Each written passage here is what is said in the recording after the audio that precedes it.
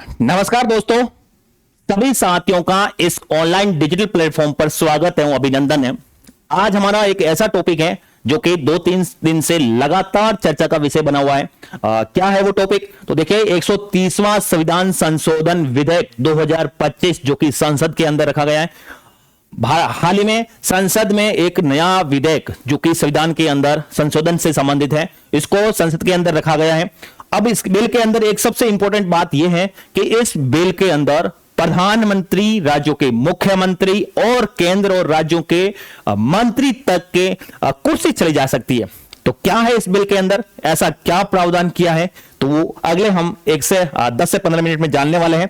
तो क्या बदलाव होने वाला है और भारतीय संविधान के अंदर कौन से भाग के अंदर, या फिर ध्यान रखिएगा कौन से अनुच्छेदों के अंदर बदलाव होने वाला है, तो ये जानना आपके एग्जाम की दृष्टि से सबसे महत्वपूर्ण है, क्योंकि आगे जितने एग्जाम होने वाले हैं आगामी, उन सब के अंदर ये टॉपिक चर्चा का विषय बना हुआ है और क्वेश्चन आने के चांस है। इसलिए ध्यान रखिएगा, पूरा का पूरा समझते हैं। अब देखिए इसके पॉइंट, देखिए उम्मीद करता हूं आप सब बढ़िया होंगे। अब देखिए और इसी के साथ हम इस लेक्चर को स्टार्ट करते हैं। ध्यान से समझने की कोशिश कीजिएगा। देखिए 130वां संविधान संशोधन विधेयक जो कि 2025, एक बात मैं आपको क्लियर कर लेता हूं, यह विधेयक है भाई, ध्यान रखना, अधिनियम नहीं है।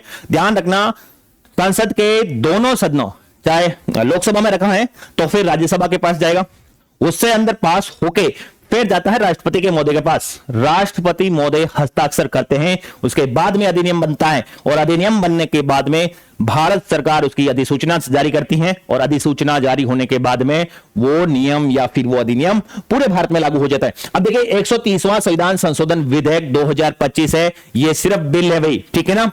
जो क्या है, या फिर संविधान में कौन से अनुच्छेद के अंदर बदलाव होने वाला है, कैसे पास होगा, सीएम पीएम मंत्री के बारे में क्या प्रावधान किए गए इसके अंदर, क्या अब तक ऐसे प्रावधान थे, या फिर कब पास हुआ और कब अधिनियम बनने वाला है, इन सब क्वेश्चन का हम अगले 10 मिनट के अंदर पूरी डिटेल से जानकारी लेने वाले, ठीक है ना। बिल इंपॉर्टेंट है, ध्यान से देख लेना, क्योंकि आगामी जितने परीक्षा होने वाली है प्रश्न टपकेगा भाई, ठीक है ना। अब देखिए अधिनियम कैसे बनेगा, तो सीधी सी बात है, लोकसभा के अंदर रखा गया है तो फिर राज्यसभा के अंदर जाएगा वापस। आगे इसका प्रोसेस है कि वो राज्यसभा के पास जाएगा, जब राज्यसभा ही इसको पास कर देगी उसके बाद यह बिल किसके पास जाने वाला है, राष्ट्रपति महोदय के पास जाने वाला है। राष्ट्रपति महोदय के हस्ताक्षर के बाद यह अधिनियम बन जाएगा, ठीक है। तो यह तो हो गई इस बिल को, अधिनियम कैसे बनेगा। अभी क्या है, अभी विधेयक है, बिल है, यानी कि बिल है भाई, ठीक है ना। अभी पास नहीं हुआ, यह भी आप ध्यान रखना, अभी रखा गया है, लेकिन चर्चा का विषय बना हुआ है, ठीक है ना। प्रश्न आपको जरूर देखने को मिलेगा। अब देखिए संसद में कब रखा गया, सबसे इंपॉर्टेंट, संसद में कब रखा गया, तो ध्यान रखना, संसद में यह बिल कब रखा गया, 20 अगस्त 2025 को यह बिल भारत के गृह मंत्री अमित शाह द्वारा यह बिल संसद के अंदर रखा गया। अमित शाह द्वारा यह बिल 20 अगस्त 2025 को रखा गया। तारीख याद रखनी होगी भाई, क्योंकि अक्सर ऐसे बिलों की तारीखें पूछ ली जाती है, ठीक है। तो संसद में 20 अगस्त 2025 को भारत के गृह मंत्री अमित शाह द्वारा यह बिल रखा गया। तो क्या है इस बिल के अंदर प्रावधान, तो देखिए प्रधानमंत्री सबसे पहले केंद्र का प्रधानमंत्री, यहां तक कि देखिए प्रधानमंत्री को इस बिल के अंदर शामिल किया गया है, राज्य के मुख्यमंत्री को इसके अंदर शामिल किया गया है, उसके अलावा केंद्र में और राज्य के अंदर जो भी मंत्री है उन मंत्रियों को भी इस बिल के अंदर शामिल कर लिया गया है। क्या प्रावधान क्या है, तो देखिए गंभीर अपराध यानी कि भ्रष्टाचार, आपराधिक मामले या फिर बलात्कार जैसे गंभीर आरोप के अंदर अगर प्रधानमंत्री, अगर राज्य का मुख्यमंत्री या फिर राज्य के मंत्री या फिर केंद्र का मंत्री अगर जेल जाते हैं, क्या, और जेल गंभीर अपराध में, और कितना, 5 साल या 5 साल से अधिक की सजा के अंदर अगर जेल जाते हैं, तो ध्यान रखना 30 दिन, कितने दिन, 30 दिन तक अगर वो जेल में रह जाते हैं, 30 दिन तक लगातार वो जेल के अंदर अगर रह जाते हैं, तो 31वें दिन पद रिक्त माना जाएगा, और ये सबसे बड़ा प्रावधान है, ठीक है ना, क्योंकि आज तक ऐसा कोई प्रावधान था नहीं। अगर मुख्यमंत्री या फिर प्रधानमंत्री जेल चला भी जाए तो भी ऐसा कुछ प्रावधान था नहीं कि उनको हटाया जाए या फिर उनको त्यागपत्र दिलाया जाए। हाँ, वो अपनी उनकी खुद की नैतिकता होती है, अगर वो दे दे तो अच्छी बात है, लेकिन ना भी दे। आपने अभी लेटेस्ट उदाहरण देखा होगा, अरविंद केजरीवाल जो कि जेल गए थे, तो जेल के अंदर से वो प्रशासन चला रहे थे, यानी कि वो जेल भी रहे लेकिन मुख्यमंत्री भी थे। तो भाई ये बहुत बड़ा प्रश्न उठता है मेरे ना। तो इसी गंभीर मामले को देखते हुए केंद्र सरकार ने या फिर अभी मोदी सरकार ने यह फैसला लिया है कि ऐसा भी एक बिल आना चाहिए। तो ध्यान रखना, इसके अंदर 4 महत्वपूर्ण पद हैं। कौन कौन से? देश का प्रधानमंत्री, राज्य का मुख्यमंत्री, राज्यों और केंद्र, राज्यों और केंद्र, 4 महत्वपूर्ण पद है, दोनों के मंत्री तो इस पद के अंदर शामिल कर दिया गया। क्या होना चाहिए? गंभीर अपराध, गंभीर अपराध होना चाहिए जिसके अंदर 5 साल या फिर 5 साल से अधिक की सजा है। तो फिर वो अगर 30 दिन जेल जाता है तो फिर 31वें दिन उसका पद रिक्त माना जाएगा। लेकिन एक बात इसमें और जोड़ी गई है कि भाई अगर केंद्र के अंदर है तो प्रधानमंत्री राष्ट्रपति से सिफारिश कर सकते हैं हटाने के लिए, तो राष्ट्रपति महोदय हटा देंगे, 30 दिन से पहले भी हटा सकते हैं। राज्य के अंदर अगर मुख्यमंत्री राज्यपाल से सिफारिश करते हैं तो 30 दिन से पहले हटा सकते हैं। अगर सिफारिश प्रधानमंत्री या फिर मुख्यमंत्री ना भी करे तो भी कोई दिक्कत नहीं है, 31वें दिन इनका पद रिक्त ही माना जाएगा भाई, ठीक है ना। तो यह है इसके अंदर महत्वपूर्ण प्रावधान जो कि आपको पता होना चाहिए। सजा 5 साल या फिर 5 साल से सजा अधिक भी हो सकती है, गंभीर अपराध होना चाहिए और 30 दिन तक जेल जाना चाहिए। सबसे इंपॉर्टेंट पॉइंट यहां पर है और एक यहां पर है, 31वें दिन उनका पद रिक्त माना जाएगा। अब देखिए, भारतीय संविधान के अंदर 3 महत्वपूर्ण अनुच्छेद हैं जहां पर बदलाव होने वाला है। कौन कौन से? अनुच्छेद नंबर 75(1) और अनुच्छेद नंबर 164(1) और अनुच्छेद नंबर 239(a) और ए, आगे ए और लिख रखा है, ठीक है ना। ध्यान रखना, 75(1) जो कि प्रधानमंत्री और मंत्री परिषद, जिसमें प्रधानमंत्री नाम भेजते हैं राष्ट्रपति महोदय के पास और उनके बाद में मंत्री परिषद का स्थापना होती है या फिर उनको नियुक्ति की जाती है ना। तो यह भी आपको ध्यान रखना है और इसके अंदर अब बदलाव करना पड़ेगा। इसके अंदर लिखना पड़ेगा कि ऐसे गंभीर अपराध 5 या 5 साल से अधिक की अगर सजा के लिए कोई व्यक्ति, मंत्री या प्रधानमंत्री अगर जेल चले जाते हैं तो 31वें दिन उनका पद रिक्त माना जाएगा। यहां पर लिखना पड़ेगा 164(1) के अंदर भी ये लिखना पड़ेगा कि अगर राज्य का मुख्यमंत्री या फिर राज्य का कोई मंत्री अगर गंभीर अपराध यानी कि 5 साल से अधिक की सजा के लिए अगर जेल चला जाता है तो 31वां दिन उनका पद रिक्त माना जाएगा। और 239(a) यानी कि यहां पर क्या लिखा जाएगा? केंद्र शासित प्रदेशों के अंदर भी प्रशासक या फिर वहां पर नियुक्त होता है ना, जैसे दिल्ली के अंदर मुख्यमंत्री और वहां पर मंत्री, उनके लिए भी यह प्रावधान किया जाएगा कि अगर वो 5 साल या फिर गंभीर अपराध के अंदर जेल चले जाते हैं तो 30 दिन तक अगर लगातार जेल में रह गए तो फिर 31वां दिन उनके लिए क्या होगा? पद रिक्त माना जाएगा। तो ये 3 अनुच्छेद हैं जो कि बहुत ही इंपॉर्टेंट है। यहां से प्रश्न बनने का प्रबल संभावना है भाई, क्योंकि यहां से प्रश्न आएगा भाई, क्योंकि अभी चर्चा का विषय बना हुआ है।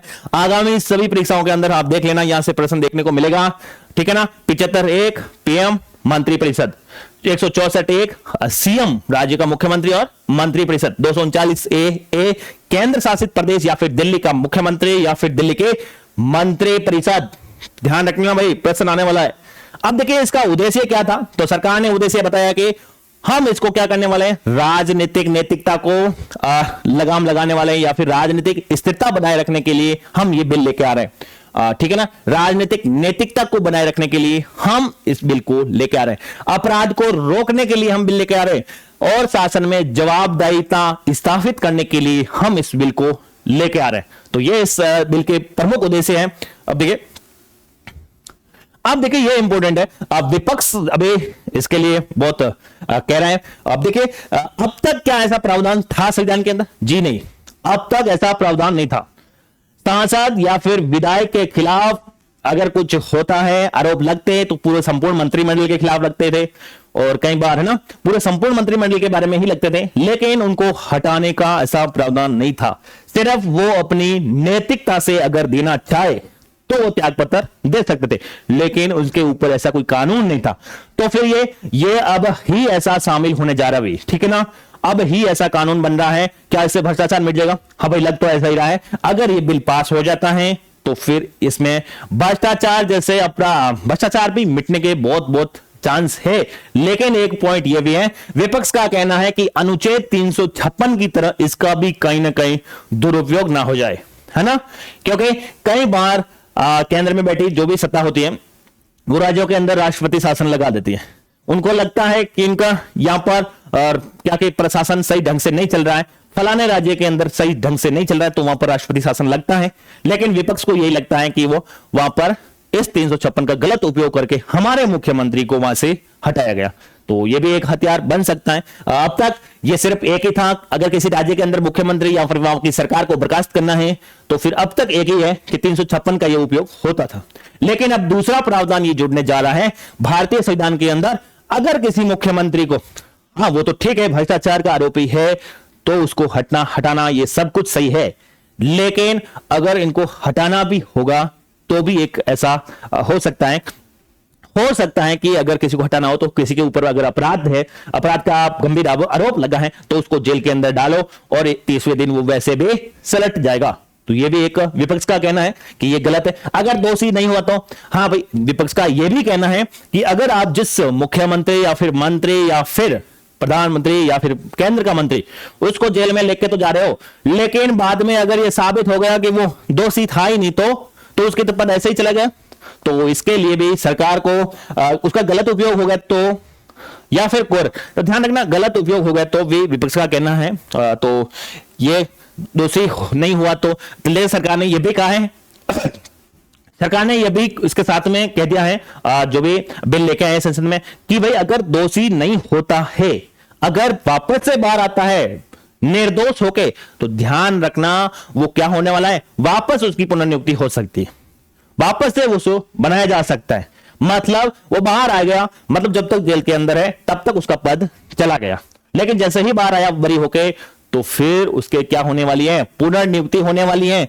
लेकिन एक बात यह है सरकार को कहीं ना कहीं एक चीज यहां पर यह भी ऐड कर दे तो बहुत बढ़िया रहता कि जब उसको गिरफ्तार किया जाता है तो उसके लिए ऐसे 30 दिन के अंदर ऐसी कुछ जांच कमेटी बैठा देते या फिर फास्ट ट्रैक जैसे कोर्ट की स्थापना कर देते, तो जिससे पहले ही साबित हो जाता कि यह दोषी है या नहीं है, और उसके बाद में 30 दिन तक फिर बाद में अगर दोषी है तो उसका पद जाना ही चाहिए था, अगर निर्दोष है तो फिर उसका पद भी नहीं जाना चाहिए, ऐसा मानना है। आप भी बताइएगा आपके हिसाब से इस बिल के अंदर क्या विचार हो सकते हैं। क्या ये विपक्ष का कहना है, क्या इसका दुरुपयोग हो सकता है, क्या इसका अंदर फास्ट ट्रैक जैसे काम भी होने चाहिए, या फिर इसका गलत उपयोग हो सकता है, तो फिर आप इसके बारे में इन सारे सवालों का जवाब आप भी कमेंट बॉक्स में करके जरूर बताएगा। क्योंकि आपको क्या लगता है ये अब बिल आया है ऐसे वक्त में आया है, क्या इसको अब आना चाहिए था या फिर नहीं आना चाहिए था, क्या इसका गलत उपयोग हो सकता है, क्या फास्ट ट्रैक जैसे कोर्ट की स्थापना होनी चाहिए जो कि 30 दिन से पहले इसकी क्या हो सके, उसके आरोपों की जांच हो सके, या फिर कोई जांच समिति बैठाई जा सके उसकी जांच हो सके और फिर बाद में उसको 30 दिन बाद में हटाया जाना चाहिए। क्या ये सही रहेगा, क्या ये कौन सा कदम आपके लिए हिसाब से सही लगता है, इन सब का जवाब या फिर इन सब का आप भी कमेंट बॉक्स में आप सब आपके विचार जरूर बताएगा। और ये था बिल, तो ये आपको ध्यान रखना है अपने हिसाब से, आपके जो एग्जाम की दृष्टि से इंपॉर्टेंट है, जो सरकार करेगी अब जैसा होगा हम तो वैसे वैसे पढ़ते जाएंगे, ठीक है ना। अब जो करना है वो सरकार करेगी, लेकिन हमारे हिसाब से आपको क्या करना है, हमसे सिर्फ ये याद करना है अनुच्छेद 75(1), 164(1), 239(a), एक तो ये याद रखना है। और 130वां संविधान संशोधन के अंदर कितने पद हैं, तो 4 पद हैं, सीएम है, पीएम है, केंद्र और राज्य के मंत्री है, उसके अलावा गंभीर अपराध है, ध्यान रखना 5 साल या 5 साल से अधिक कितने दिन, 30 दिन, और 31वें दिन इनका पद रिक्त माना जाएगा। हमें ये याद करना है 20 अगस्त 2025 को ये बिल भारत के गृह मंत्री अमित शाह द्वारा रखा जाता है। और हमेशा ध्यान रखना विधेयक लोकसभा राज्यसभा इन दोनों की प्रक्रिया से निपटने के बाद में राष्ट्रपति महोदय के पास जाएगा और फिर हस्ताक्षर के बाद में यह अधिनियम बन जाएगा, और अधिनियम बनने के बाद में अधिसूचना फिर पूरे भारत में लागू। तो अब तक हमने ये सारा पढ़ लिया है। अब देखें, अब हमें यह देखना होगा कि यह बिल कैसे पास होता है या नहीं होता है, वो हमें आगे देखने वाला समय होगा। तो आप जरूर अपना कमेंट, अपनी राय जरूर इस बिल के अंदर या फिर इस कमेंट के अंदर आप जरूर अपना राय दे सकते हैं। मिलते हैं एक नेक्स्ट वीडियो के अंदर, तब तक के लिए आपका बहुत बहुत धन्यवाद भाई, ठीक है ना। मिलते हैं एक नेक्स्ट वीडियो के अंदर, तब तक के लिए आप अपनी तैयारी को ऐसे ही मजबूत बनाते रहिएगा। और जो सरकार अब जो बदलाव कर रही है हमें भी एक्सेप्ट करना होगा। तो जो भी करती है हमें सिर्फ इतना याद करना है हमारी एग्जाम की दृष्टि से क्या इंपॉर्टेंट होने वाला है और कौन सा बदलाव हुआ है, कौन से अनुच्छेद के अंदर हुआ है, वो सब आपको जानकारी होनी चाहिए। बाकी जो भी होगा हम सब देखते हैं, वो आप भी देखते रहेगा। मिलते हैं नेक्स्ट वीडियो के अंदर, तब तक के लिए आपका बहुत बहुत धन्यवाद।